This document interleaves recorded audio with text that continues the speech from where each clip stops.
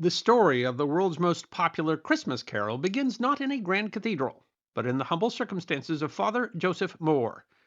Born in 1792 to an impoverished unmarried mother in Salzburg, Moore was mentored by a cathedral vicar who recognized his musical talent. By 1815, Moore was ordained a priest, eventually serving in the village of Maripfar.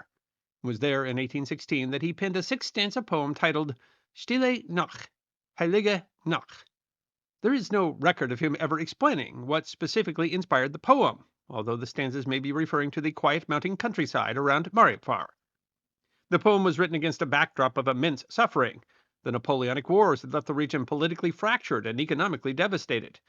This context is felt deeply in the rarely sung fifth stanza, which speaks of a long held hope for a Lord who would free us of wrath.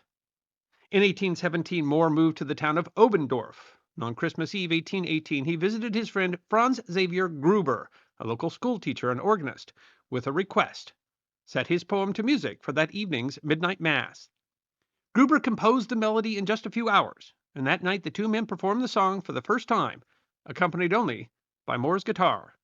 In the 1830s, traveling folk singers such as the Strasser and Rainier families carried the tune across Europe and eventually to the United States in 1839.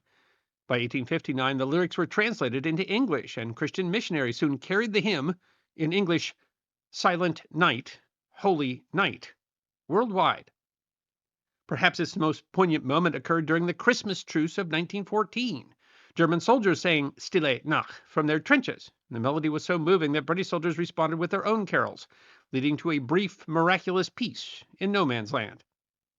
In the 20th century, the song achieved unprecedented commercial success. Bing Crosby's 1935 recording has sold over 30 million copies, making it the third best-selling single in history.